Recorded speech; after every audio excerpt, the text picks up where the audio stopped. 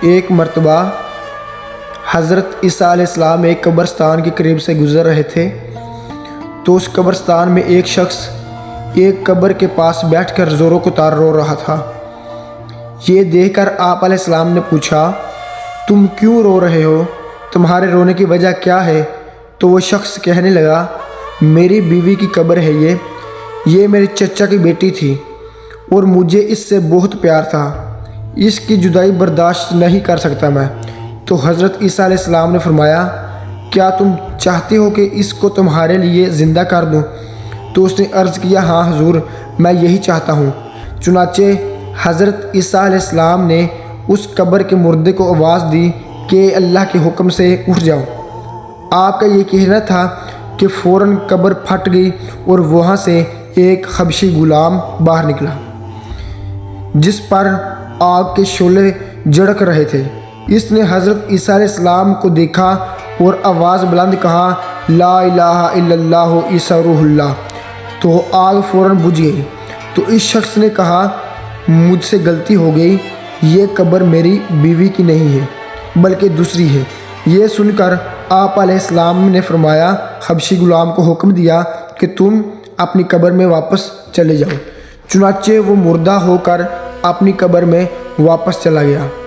پھر آپ علیہ السلام نے دوسری قبر کے پاس تشریف لے گئے اور فرمایا کہ اللہ تعالیٰ کے حکم سے اے مردے تو زندہ ہو جا۔ تو آپ کا یہ کہنا تھا کہ قبر پھر سے پھٹ گئی اور اس میں سے ایک حسین و جمیل عورت باہر نکل آئی۔ اس شخص نے دیکھتے ہی اس کا ہاتھ پکڑ لیا اور کہا، یا عیسیٰ روح اللہ، یہی میری بیوی ہے۔ حضرت عیسیٰ علیہ السلام ان دونوں کو وہاں چھوڑ کر آگے تشریف لے گئے۔ وہ اپنی بیوی سے مل کر بہت خوش تھا۔ کچھ دیر بعد اس پر نیند کا غلبہ ہوا تو وہ وہیں سو گیا۔ اس کی بیوی بھی اس کے پاس بیٹھی رہی۔ اتنے میں وہاں سے ایک شہزادے کا گزر ہوا۔ شہزادے نے اس عورت کو دیکھا تو اسے بہت پسند آ گئی۔ عورت کو بھی شہزادہ بہت پسند آ گیا۔ وہ عورت اپنے شوہر کو چھوڑ کر شہزادے کے ساتھ چلی گئی۔ جب اس شخص کی آنکھ کھلی تو اپنی بیوی کو اپنے پاس نہ دیکھ کر بہت پریشان ہو گیا۔ آخر کار اپنی بیوی ڈھونڈتے ڈھونڈتے شہزادے کے محل پہنچ گیا اور وہاں اسے اپنی بیوی نظر آئی تو کہنے لگا، یہ میری بیوی ہے۔ شہزادے نے کہا، تم جھوٹ بول رہے ہو، یہ تو میری لونڈی ہے، یقین نہیں آتا تو خود اسی سے پوچھ لو۔ یہ سن کر اس عورت نے کہا، میں شہزادے کی لونڈی ہوں، تم مجھ پر الزام لگا رہے ہو۔